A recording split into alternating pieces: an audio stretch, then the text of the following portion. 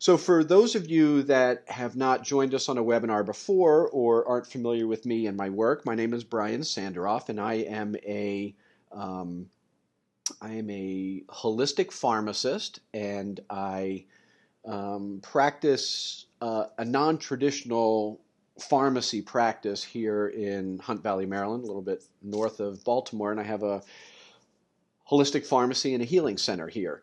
So I used to be a traditionally, I am a traditionally trained pharmacist. I used to own my own pharmacies in downtown Baltimore. And after I had been in my store for a while, I came to realize that I didn't think I was really helping people by giving them the medicines that I was giving them for their particular issues, whatever those issues were, those chronic diseases, high blood pressure, diabetes, cholesterol, all of that sort of stuff. I came from that, I came to that perspective from realizing that I'd given people their medicines and they weren't getting any better. That's not to say that those medicines weren't controlling those issues, but it wasn't making those issues go away. So in other words, if you have high blood pressure, you're taking blood pressure medicine, it's not like you take it for a period of time and then you can stop taking the medicine. And so the way I liken it is if you are driving around in your car and you see that little red oil light come up on the dashboard, you have a couple choices. You can take it to the mechanic and find out what's wrong and get it fixed. Or if you want, just take a piece of black tape and put it over the light and you don't see it anymore. And in medicine, unfortunately, that's what we do. For all the chronic diseases, for all those diseases of aging that we're trying to avoid, of all those diseases that our parents have that we don't want to get, that we may be more susceptible to getting because of our genetics, we are just putting the black tape over the light. We're not really fixing the problem. And so my work is dedicated to helping people understand the underlying issues and to treat those issues and then make those things go away. And I have a lot of patients that I've dealt with over the years that used to have high blood pressure, or diabetes, or depression, or cholesterol, or osteoporosis, or cancers, or whatever. And so that's what my work is dedicated to. Just some housekeeping rules or things here. Number one, everybody's muted because it gets really confusing when a bunch of voices are chiming in at once. And when we have a big crowd, it's much easier for people to type in their questions to me. So if you have a question, you get a little box there. I'll see it as soon as it comes up, and I'll answer it as soon as it's appropriate to answer in relationship to the presentation. So if you have a question about something I'm talking about right then and there, just type it right in, and hopefully I'll be able to answer it for you, or I'll know that it's going to be answered in due time. And I do appreciate that feedback, and I like that back and forth a lot. The other thing is that if you need me at all during the week or at times other than this, while we're doing this webinar, I am very open to having your questions, your comments, and feedback. And so you can email me. Just go to our website, wellbeinggps.com, and you can email me right from there. Phone number is also on the website so that you can call if you want to talk personally. And I'm, again, really dedicated to being a resource to help people understand things. And so that's why we do all of this work. And then lastly, what was I going to say?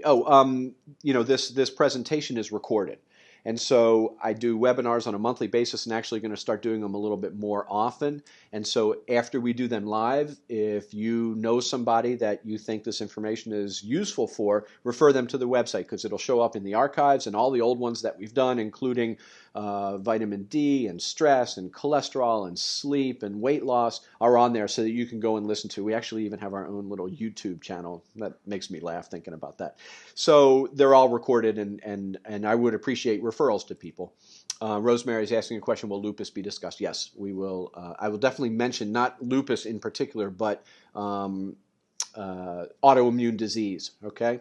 So along that theme of getting to the root of what health issues are and understanding what's going on in the body, inflammation, I can tell you, is one of the two underpinnings of every chronic disease that are out there. There are two things that you have to understand about chronic disease, and there are two broad, basic issues that if you can deal with them with your body and how your body works, you are much less likely to suffer from chronic disease. You are much more likely to age more gracefully, much less likely to suffer from the kinds of diseases that your folks do.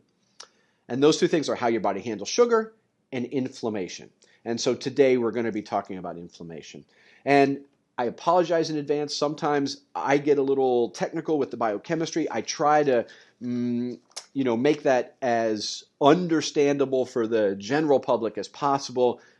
I admit I am a bit of a biochemistry nerd, and I like all that biochemistry, and so sometimes it's part of the story, and I will try to be as kind to you about that as well. So that being said, let's go into a little bit of the biochemistry of inflammation. So inflammation really is nothing more than a very complicated cascade of events that is designed to help preserve life. And it begins with some sort of injury or insult to the body, and those can be of a physical nature, a chemical nature, or a biological nature. And I'll explain that a little bit more in a second. But let's use a physical trauma or injury as an example of how this process works and why it is really life-saving and what's going on underneath the surface. So I want you to imagine that you're walking down the street and you step off the curb funny and you twist your ankle. That is a physical insult or injury. And what happens is that tissue is damaged. In this case, the tissue that we're talking about are ligaments and the soft tissue around that ankle. And when that tissue gets damaged, it starts to release some chemicals, cytokines or chemoattractants. And what that does is then activate the immune system. That's a signal to the body that something's going on, and the immune system has to be activated. And immune cells are actually recruited to that area. And they have some specific jobs that they have to do based on that injury. And one of the things that happens is now the blood vessels become a little bit, leaky, if you want to think of it that way, so that these immune cells and other cells can get from the blood vessels to the space around the damaged tissue, the ligaments and the whatever, to do the repair and what they need to do. So these immune cells, they begin fighting the cause of the damage, and they recruit other cells to help them with that. And these other cells have some specific jobs.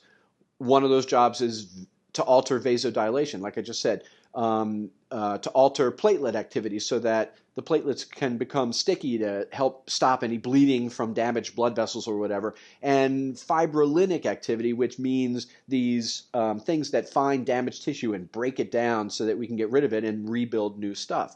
When that happens, this is the cause of the hallmark signs of inflammation that all of us are probably familiar with, having gone through this experience before. And those 4 signs are pain, swelling, redness, and heat. And that is an indication that inflammation is going on in this, in this instance. And then the tissue gets repaired, and then the inflammation recedes.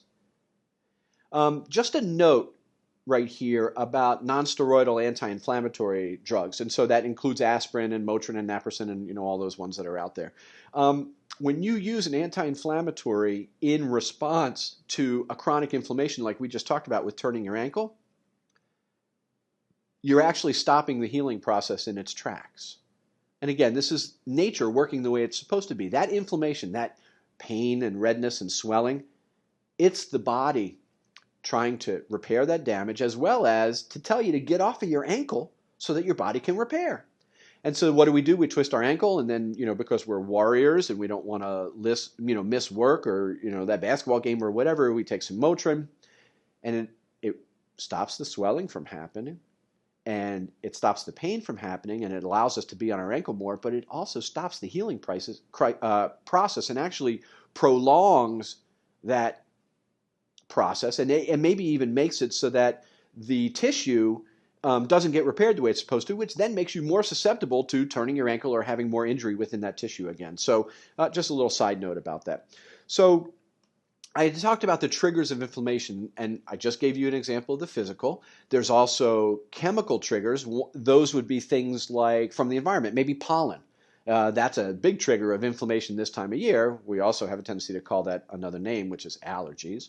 Or maybe it's mercury that you get from some salmon that you ate, or from that chunky air that you're breathing either here in Baltimore or wherever, or the water, or plastics or preservatives or colorings. All of those are chemical triggers, or potential chemical triggers for inflammation. And there's biological ones, and those would be viruses or bacteria or cancers even. So those are the different kinds of triggers of inflammation. But then the question becomes, what happens when inflammation becomes chronic?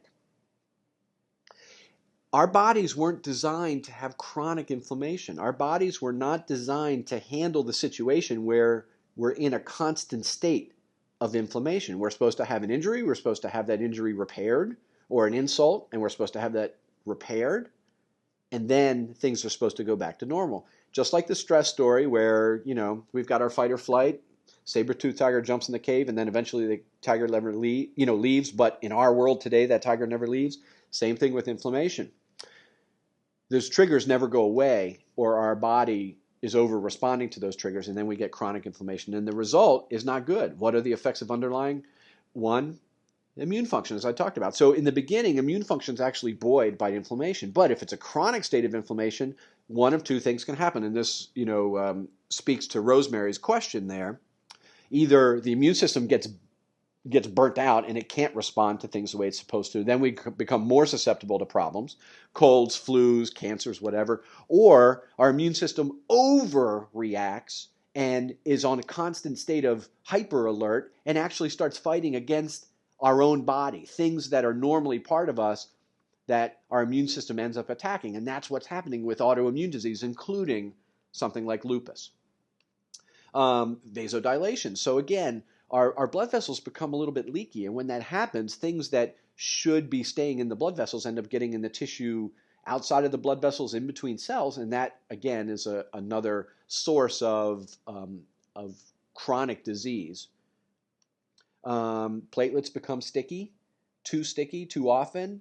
That's code for blood vessels starting to get blocked. And so those of us who have cardiovascular concerns and are worried about blocking of the arteries, atherosclerosis, those plaques that get in the arteries, having platelets that are too sticky or constantly too sticky is a risk factor for that. Tissue damage, as we talked about, because your body's constantly in a state of trying to get rid of, supposedly damaged tissue, but then it starts to recognize other tissue as damaged, even though it's not, and starts to break it down. And sometimes even tissue growth. And again, this is why it's a risk factor for cancers, because sometimes we're encouraging the growth of tissues that is not appropriate in the body. Hopefully that makes sense for everybody. So what kind of diseases are related to inflammation? Well, obviously anything that ends in itis, so if you're talking about arthritis or prostatitis or whatever, anything that ends in itis actually means inflammation. Cardiovascular disease, as I just talked about, and we'll talk a little bit later about a blood test that I recommend everybody get to know, what level of inflammation is going on in your body. And science has clearly shown that when this blood test is elevated, it is clearly a cardiovascular disease. Science has not caught up, or traditional medical science has not caught up to the idea that elevation is also indicators of all sorts of disease, not just cardiovascular. But we're talking about diabetes, we're talking about asthma, allergies, as I had mentioned, many, many cancers, all sorts of autoimmune diseases, including lupus, rheumatoid arthritis, chronic fatigue, fibromyalgia, multiple sclerosis, any autoimmune disease, literally every disease of aging. So why do we have the tendency towards what I'll call inappropriate inflammation? Why is it that this normal, potentially life-saving and life-preserving process turns into a problem for us? Well, there's two reasons. Number one is genetics. Some of us are just genetically geared towards that problem. We have that tendency. And there's not much we can do about that tendency, although, as I've spoken before, and I'll speak a little bit today, you have the opportunity to get your genes to express themselves in a different way. And when you do, then that tendency is sort of not shown at all. So we may have a genetic tendency towards inflammation, towards inappropriate or overzealous inflammation, and it can show up a lot of different ways. And if we do have the genetic tendency, we could get the genes to not express themselves that way by tending to our diet, our exercise, lifestyle, stress, and how we deal with stress, and supplements, and we'll talk about that. But far and away, the bigger reason why most of us, I'll even say all of us, because I really think it's that widespread of an issue, is that it's all about the fats. And so I want to take some time to explain this again. I've talked about it, in other webinars and in talks that I do and individually with patients, but I think it's worth going over again to make sure that everybody understands it because it is that important to understand. So number one, there are different kind of fats. There are pro-inflammatory fats and there are anti-inflammatory fats. So there are fats that lead towards inflammation. And there are fats that go against inflammation. Now, the ones that go towards inflammation or allow the inflammation process to happen are called omega-6 fats. And their source are vegetable sources. So corn oil, sunflower, safflower, canola, those are all vegetable sources of fats, and these fats are pro-inflammatory. They lead to inflammation. And then there are anti-inflammatory fats, and they're known as omega-3 fatty acids. And there are some vegetable sources of omega-3s like flax or walnut or parslane even. And there are animal sources like cold Atlantic fish or fish that grow in cold environments. Those are omega-3 fats, and those are the anti-inflammatory fats. Now, here's the story, and that's why ratio is written there. Here's the real story about that. Up until probably about 100 or 150 years ago in our diet, what we got was a ratio of pro to anti-inflammatory fats anywhere from 1:1 to 2:1. A 1:1 ratio to a 2:1 ratio. That's what was supplied to us in our diet and with the animals that we ate. What is it today in the standard American diet? It's anywhere from 15 to 30:1 pro to anti-inflammatory fats. This is the key understanding. This is the nugget right here, is that our fats are out of balance in our diet, and that's why so many of us are geared towards chronic, inappropriate inflammation. Another way to say that is that if I lit a match, I have a couple ways of getting rid of it. If I want, I could just blow it out. It's out. Or if I want, I can call the fire department and they'll come and put it out for me with their big hoses. That's what our bodies do. We get a minor trigger, and instead of just taking care of that trigger in a minor way, we call the fire department. That's what allergies are about and everything else that are, again, the underpinning to the diseases. And so, and this happens because of the imbalance of our fats. Now, why is it that in today's standard American diet, and I always make a joke about this, SAD, standard American diet, what we do today is SAD. In our fats, we get too many of the omega-6s and not enough of the omega-3s. Now, this started back in the 40s and 50s when we realized that when we use vegetable oils to cook things in, they get all nice and crispy and they taste great. And we just never have gotten away from that. And so many of our foods contain all of these vegetable oils. And our animals that we eat are out of balance as well. So if you take a cow and you feed it corn, it gets to market weight much quicker, 9 months instead of 2.5 years. But because corn has corn oil, which is that vegetable oil, it actually creates the same imbalance inside that cow. Much too high levels of omega-6s, pro-inflammatory fats, and much lower levels of omega-3s. And because of that, when we eat that cow, we get exposed to that. And if you take a cow and you feed it grass, then its fats are more imbalanced. And when we eat that cow, our fats are more imbalanced. So same thing with chicken, same thing with all of our animal proteins that we have, in our diet these days. And so that's why it's important to eat range-free, free range, cows and chickens that eat grass instead of the grains that they weren't designed to eat. And the same thing's happening in the fish industry. Right now, if you go and you get salmon and it's farmed, studies are showing that their fats are out of balance. That's because, they don't eat the way they would in the wild. They feed it Purina salmon chow or whatever, and it's changing the fats that are in there as well. This is the key to all of this. And this is why, hopefully it's empowering. Hopefully this message to you is empowering, where you'll say, wow, I have some control over this. It's not just about my genetics. It's not just about the diseases that my folks had. It's really about me taking control, making some changes, and having my body start to work differently. So the question then becomes, how do you measure whether you have this underlying inflammation process going on? And I'll tell you, number one, vast majority of us do. All the people that are listening, vast majority, all the people that vast majority do have this. How do you measure it? Well, the first question is really simple. Just ask yourself, how's your health?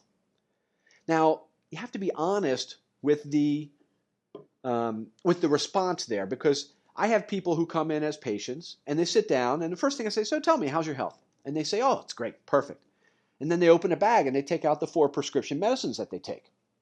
And so we have to have a clear definition of what health is.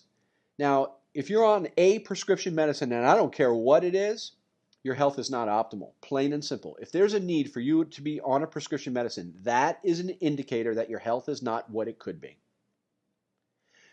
Ideally, optimal health means that when you wake up in the morning, you've got good, even energy, you're excited, and you're ready to hit the day. You've got good relationships with people in your life. You go to work and you thrive on that. It's not the situation where you hate to go to work and you have to go because financially this is what you have to do. That's not optimal health. Optimal health is having an occupation instead of an occupation. You get home from work, you're excited, you've got good energy, you eat good food, you go to sleep, you sleep deeply, you don't wake up at night, you dream when you sleep, and you start the next day the very same way. That is optimal health. And so when I say, how's your health, be honest in the evaluation of what that answer is. And because it's hard for us to be honest, and because we like numbers on papers, there is another way to see if you've got this going on as well, and that is a blood test that's called C-reactive protein. Now, C-reactive protein is a protein that is made in the liver in response to inflammation. So when you have inflammatory processes going on in your body, your liver makes this protein called C-reactive protein, and we can actually measure it. Now, the second little dot there says HSCRP. That's the blood test that you want. High sensitivity C-reactive protein. What kind of numbers do you want? Ideally, in a perfect world, you want no inflammation whatsoever. So you want that number to be 0. Usually there's some form of inflammation going on in all of our bodies. And for sure, we want to see that number below 1. Now, sometimes on blood tests, it'll say that depending on your age, having it up to 3 or having it up to 5 is acceptable. Not acceptable to me. That is a misunderstanding where we're saying as you get older, it's acceptable for function to decline, and that is not acceptable. Not acceptable to me, and I don't find that acceptable for you as well. So ideally, we want to see that number as close to 0 as possible. And as far as I'm concerned, this test is so much more important than knowing what your cholesterol is, for example. This is a clear indicator of processes going on underneath the surface that will play a role with avoiding having chronic disease. So then the question becomes how to fix the problem.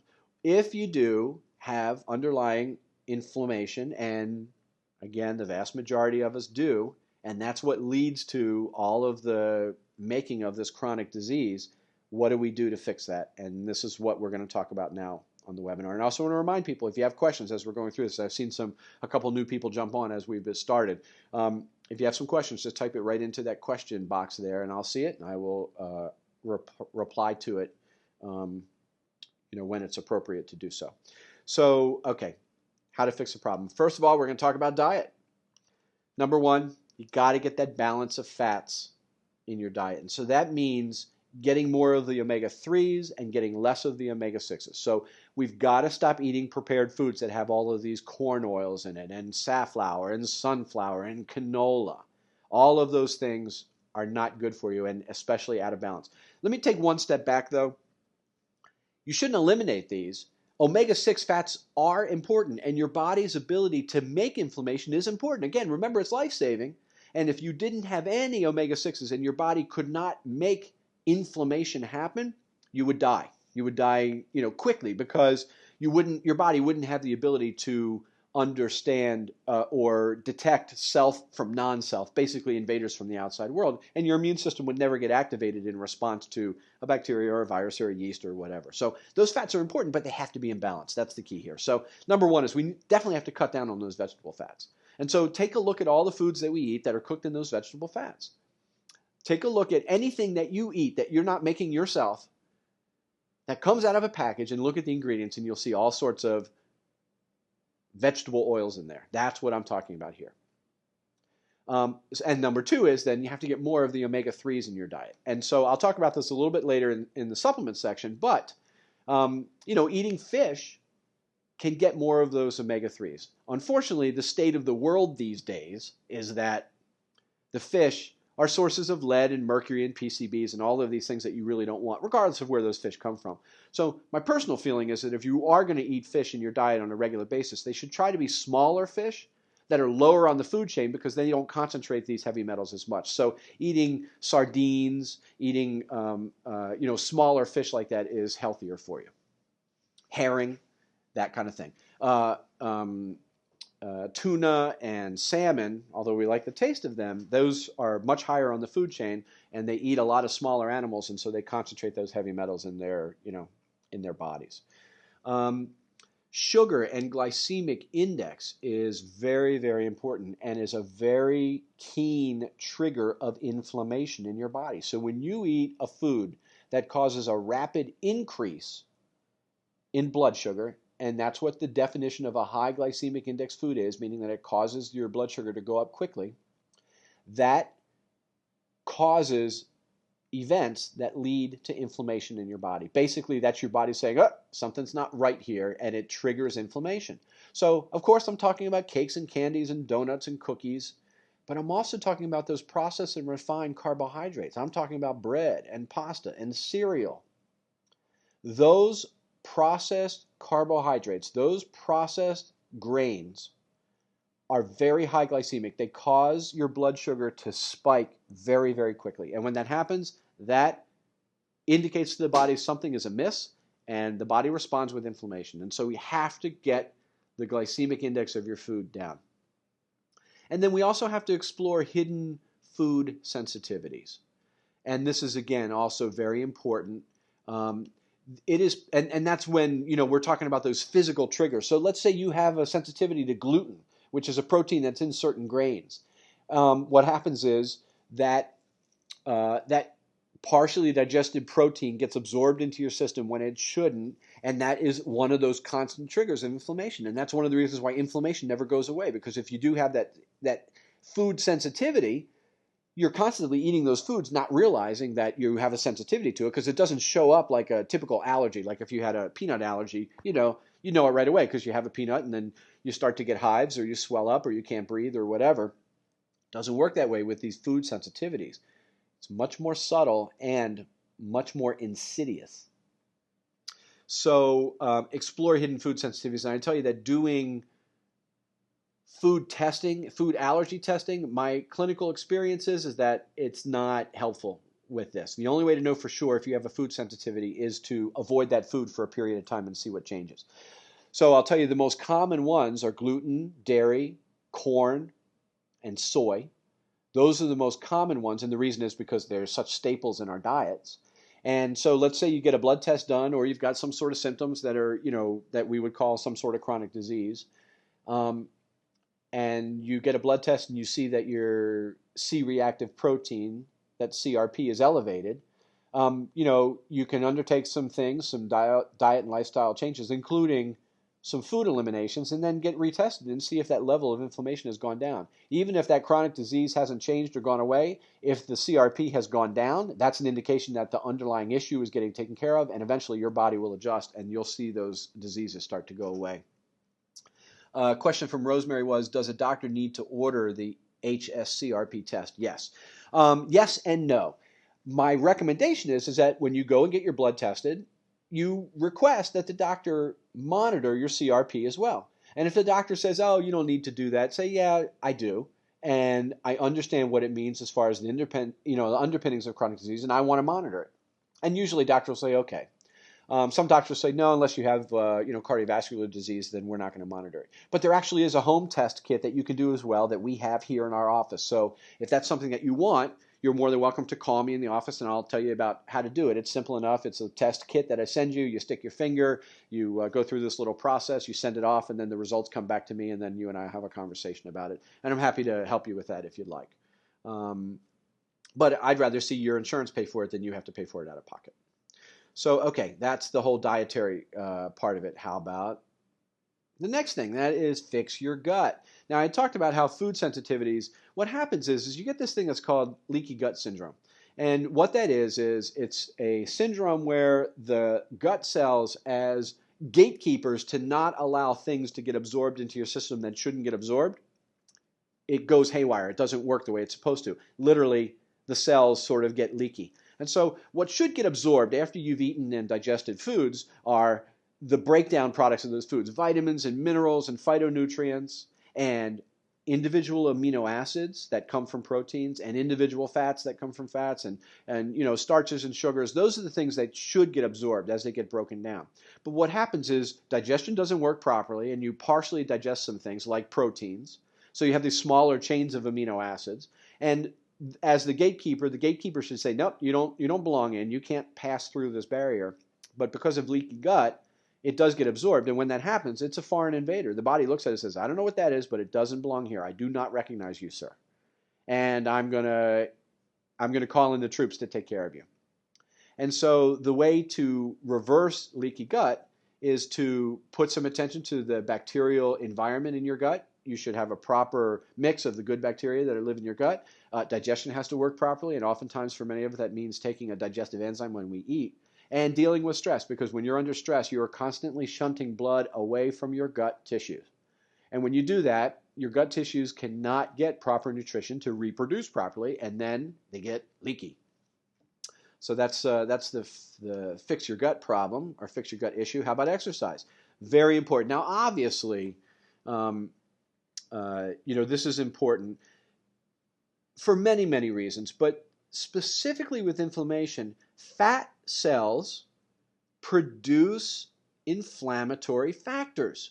When you have too much fat, and especially what's known as white fat, which is the visceral fat around your middle, those fat cells are like little hormonal signal senders, and they send out these little hormones that basically tell the body, have inflammation, there's something not right here, try to fix it. Because genetically, we are not geared to carry around as much fat as we do, especially around the middle. And interesting enough, there's a link between stress and the fat in our middle, because when we're under stress and cortisol levels are elevated, our body tries to protect our organs, and it does that through fat and fat cells. So, sorry about that little cough there. So cutting down on the fat will cut down on your body telling itself, make inflammation, which again is the underpinning to all these diseases. So this is why exercise helps with chronic disease. And through exercise, you use up your fat cells, you use your fat more for energy, and you have a tendency to store less.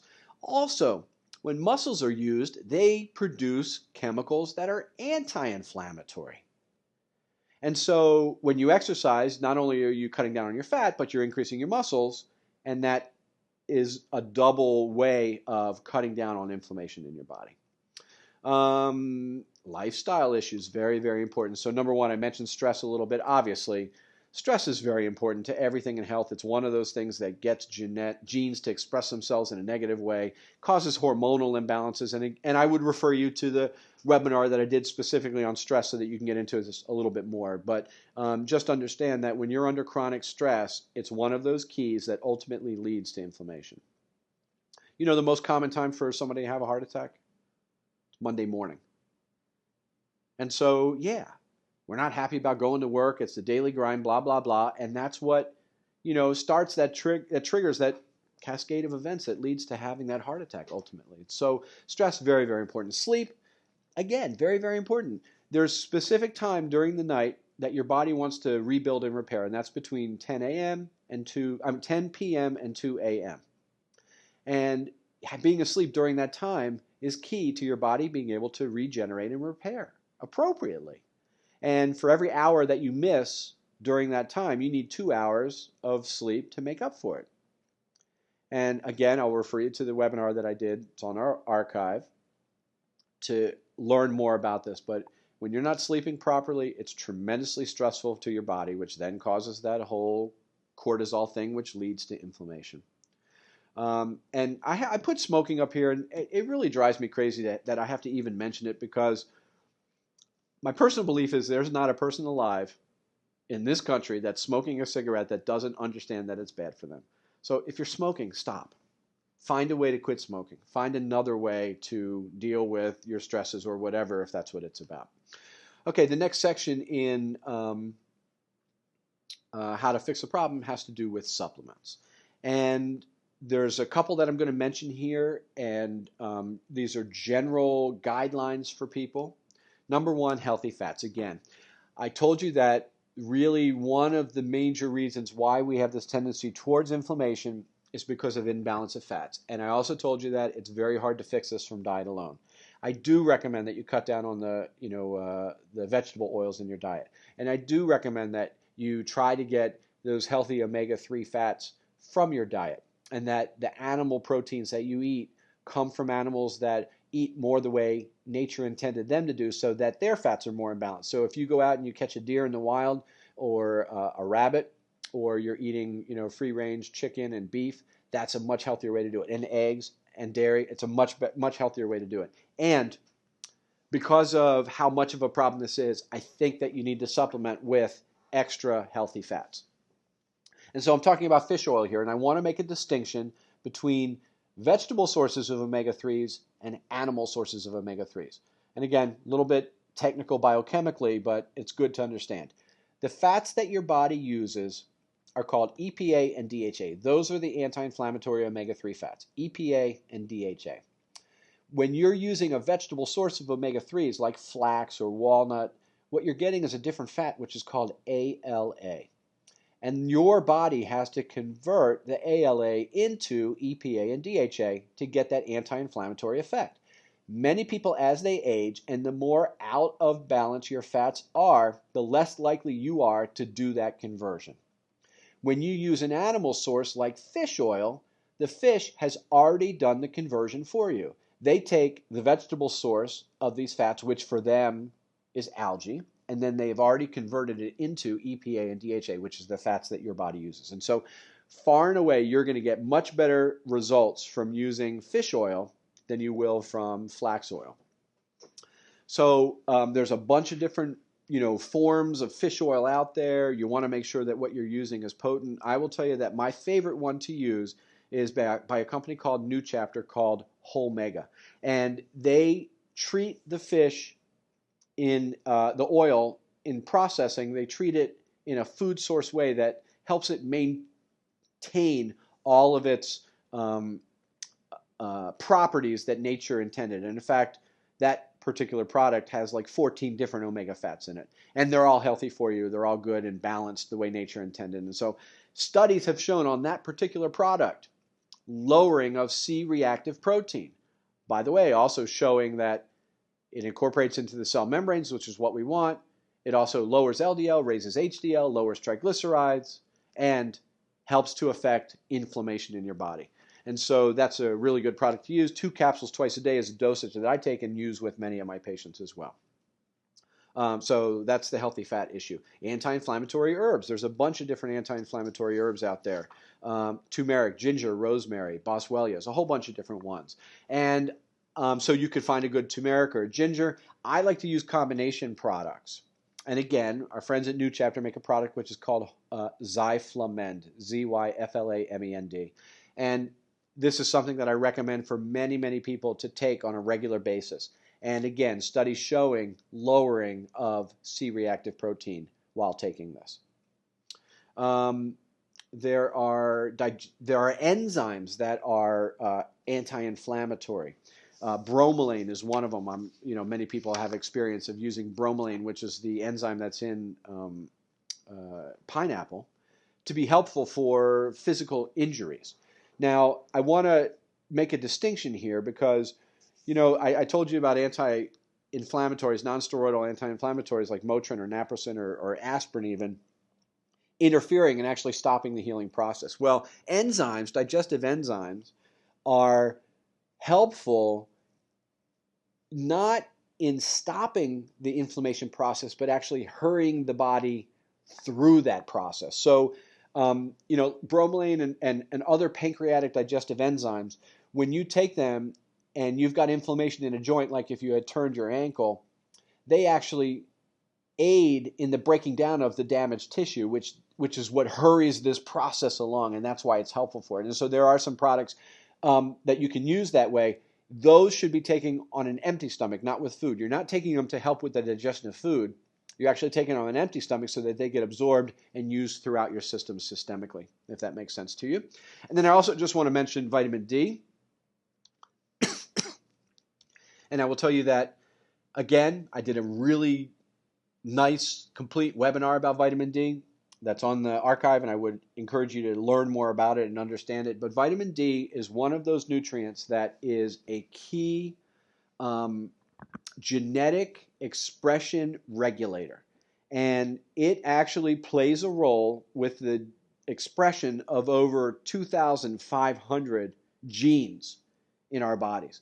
And so if you just came to me off the street and you said, hey, I want some help with aging, I would tell you that there's two supplements that are key to doing that from a genetic perspective, and that's fish oil and vitamin D. And I'm a big proponent of understanding what your vitamin D levels are. And, again, on that webinar, we talk about the levels and the tests and the forms of vitamin D and what those numbers really should be, even though the tests say it's okay for it to be lower. And so C-reactive protein and vitamin D, those two are key indicators, blood tests, are key indicators of what's going on underneath the surface and what may be the underpinnings of all of these chronic diseases that we're trying to avoid. Cool. Okay. I hope all that is reasonable and understandable. I hope I've been successful in sort of communicating this in a way that's easy to understand. Okay. So in conclusion, number one, I want to point out again, inflammation is life-preserving. The term that we learn in medicine about this is called homeostasis, which means the body has these mechanisms to preserve life in all sorts of circumstances, and it is life-preserving. So if your body were to get invaded with a virus, inflammation is one of the ways that the body fights that virus off. It is literally life-preserving. But it's meant to be an acute process, not a chronic process. Our bodies were not designed to handle long-term inflammation. It was supposed to happen in response to a particular trigger, and then that problem gets taken care of, and then it goes back to normal. Because of our diet or exercise, lifestyle, stress, all these things, it's like the trigger never goes away, or it's like multiple triggers, and we always have this state of inflammation. And in that case, that's what causes the body to develop all of these chronic diseases in response to that inflammation, and that's what we need to change. Number three, again, it leads to changes. And number four, you have the ability to moderate this. I really encourage somebody to get that. Let that seep into your cells, into your being, into your soul, because that's the only way that you're ever going to get off of this merry-go-round that we call medicine. Because right now, this is what happens. We get something wrong with us, we go to the doctor. It's a good reason to have a visit and have lots of tests and then take drugs to fix those problems. And then that just leads to more tests and more expensive drugs and lots more doctor visits. And it keeps the merry-go-round going. And it is my personal mission to destroy that merry-go-round, really. And I can't do it alone. You guys have to understand to do it yourselves. And so you have the ability to take this under your own wings. Do it yourself. All right, now I got some questions coming in, and please don't be shy about typing them in there. This is from Chris. Does coffee cause inflammation? Yes, it does, for a couple different reasons. The caffeine is not good for your adrenals. It causes excess adrenal output, which is then cortisol and adrenaline, which then leads to inflammation. It's also a gut irritant, and so it can lead to that leaky gut issue as well, or is a contributing factor. With leaky gut, it's a contributing factor with beating up the good bacteria that's in your gut. And it's not just the caffeine. There are other ingredients, other tannins and other ingredients that's in coffee like that. Now, does that mean that you shouldn't have coffee? I don't make a judgment about that, and I drink coffee, but I don't let it get out of hand, and I make sure I do all the other things to counteract that. And so for me and my lifestyle and the state of my diet, coffee is a very small straw on the camel's back. For someone else who doesn't take care of themselves that way, doesn't take their supplements, doesn't exercise, whatever, that coffee may be a bigger straw and maybe more of a reason to get off of it. Hopefully that makes sense to you. And let's see, Carl. So bad fats lead to higher levels of CRP, which triggers chronic inflammation, but didn't follow linkage to health issues. Take tendinitis, which is usually caused by overuse. Does chronic inflammation make your body more susceptible to it, or make the issue more pronounced, or what? Good question. Okay, so this is the issue here. Tendinitis means that like you said, it's an overuse, and so it's an injury, and that injury causes the release of chemicals that bring the inflammation process into practice. So through chronic inflammation, all of these other factors, number one, your body can't take care of the damaged tissue the way it's supposed to. And then number two, it causes physiological changes in the body overall that result in other problems, which ultimately lead to those chronic diseases. That's where the linkage is that I think that's missing there. So it's actually two issues. If you have a chronic physical problem like tendinitis, it's an indication that your body is not able to fix that problem. Now, that can happen because of overuse and continued use. And what do? We take anti-inflammatories so that we can go out and still do that. That's how we get tennis elbow, right? We hurt our elbow, or we put some strain on a joint, and then we do things to continue to put strain on a joint instead of listening to the body with that pain and swelling by saying, all right, I'm not going to use this part for a while and let it repair. But the overinflammation tendency has made it so that the body can't effectively fix that issue either, if that makes sense. So, well, cool. I appreciate all those questions. I appreciate the participation.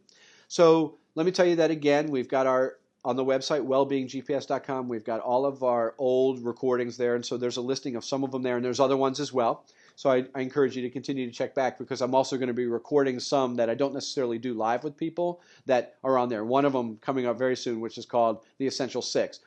I oftentimes get the question, well, Brian, what are the supplements that you take? And so I did this webinar called The Essential Six, which talks about all the supplements that I take and why, the physiological reasons why it's important to do that. And then number two, I want to tell you that this is what's coming up soon. So next month, our topic is allergies. The month after that, it's about osteoporosis. And I would encourage you guys to email me questions, call me, take your supplements, make your changes, and let's see how things change. I really do appreciate it. I have to thank Cheryl and Becky for all the hard work that they do in preparation for these webinars. I really couldn't do it without you guys. And I look forward to seeing you guys on the airwaves again sometime soon. Everybody have a great day, and thanks again.